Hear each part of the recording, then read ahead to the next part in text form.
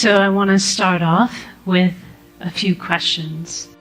Your first question is, you don't have to answer out loud.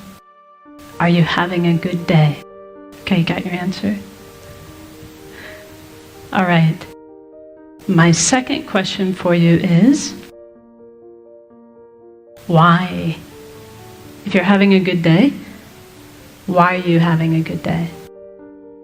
Or if you're having a bad day, why are you having a bad day? So I have one more question for you. This should be the easiest one of all. My last question is, tomorrow, would you rather have a good day? Or would you rather have a bad day? So that last question, like I said, is probably the easiest one for us to answer. Because we know the answer to that, don't we? We want to have a good day, every day. So this is really speaking to the type of happiness that we all wish for in our heart of hearts. We have a good day when we are happy. And we want to be happy every day. There's never a day when we don't want to be happy. But whether or not we have good days or bad days really depends upon how we answered the second question. Why am I having a good day? Why am I having a bad day? So one thing that my teacher says, his name is Kelsang, and he says that much of the time our mind is like a balloon in the wind, blown here and there by external circumstances. Do you know that feeling? He says when things are going well, when they're going our way, we feel happy. But then if something goes wrong, for example, he says if we're forced to work with a colleague that we dislike, he says if we're forced to work with someone we dislike, or if something doesn't go our way, then our happy feeling disappears. So as long as our answer to the question, why am I having a good day, or why am I having a bad day? Because this is a question people ask us, like maybe when you get home today. As long as our reasons for why we had a good day are a list of external conditions, then we're not going to have the stable happiness that we all want. Does that make sense to you? Because if that's what our happiness depends upon, because we cannot control people and circumstances every single day, then our happiness will be in the hands of others, won't it? It'll be at the whim of our circumstances. So if you really wish to have a good day every day, we've got two things we need to do. So the first thing that we need to do is we need to stop outsourcing our happiness and outsourcing our unhappiness onto people and circumstances. In other words, we need to stop attributing our happiness to what's going on externally. And we need to stop blaming others for our unhappiness. So for as long as we do that, as long as we're making it the job of people and circumstances to make us happy, or as long as we're making it their fault when we're unhappy, our happiness will be very unstable. Our second job is to actively cultivate a source of peace and a source of happiness coming from inside our own mind.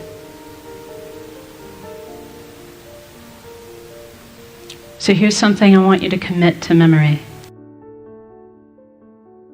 Happiness and unhappiness are states of mind. And therefore, their real causes cannot be found outside the mind.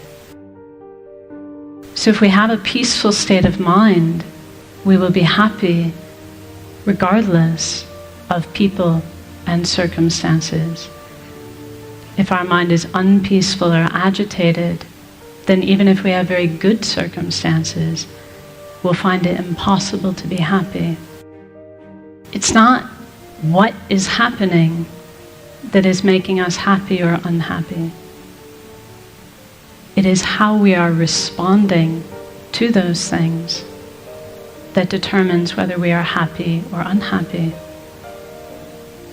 It is what our state of mind is like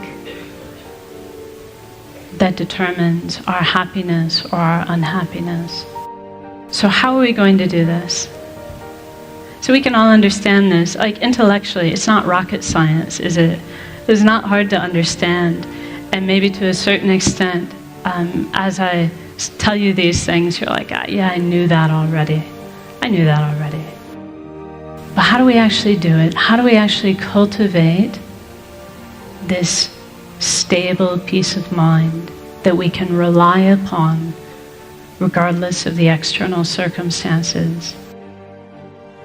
For our purposes today, we can say that meditation is a mental action.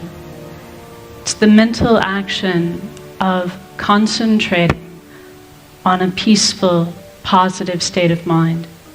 If we do that, if we concentrate on a peaceful, positive state of mind, then we can say we're meditating. We concentrate on a mind of patience. We're not disturbed, not unhappy. Let's try to tap into our own potential for a peaceful, positive state of mind. So now I'll ask you just to sit comfortably and place your feet flat on the floor and your hands within your lap. And then you can lightly close your eyes and become aware of the sensation of your breath at the tip of your nose.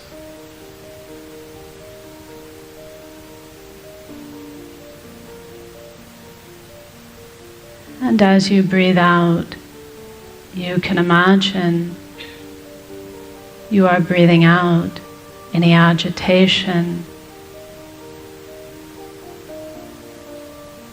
any mental busyness, any frustration or unhappiness in your life. Breathing it all out like dark smoke.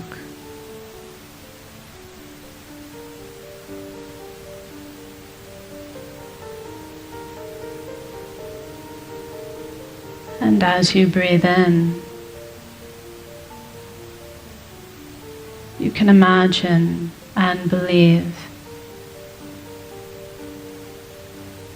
that you are breathing in a clear, bright light,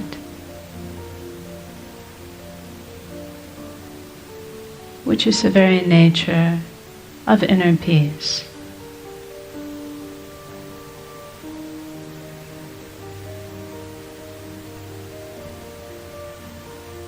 And you can imagine that this clear, bright light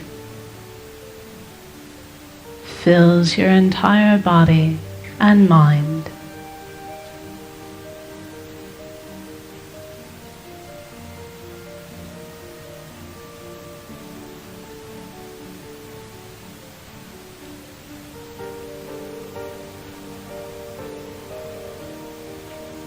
And for a few seconds,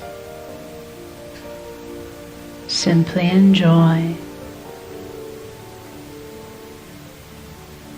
this inner peace coming from within.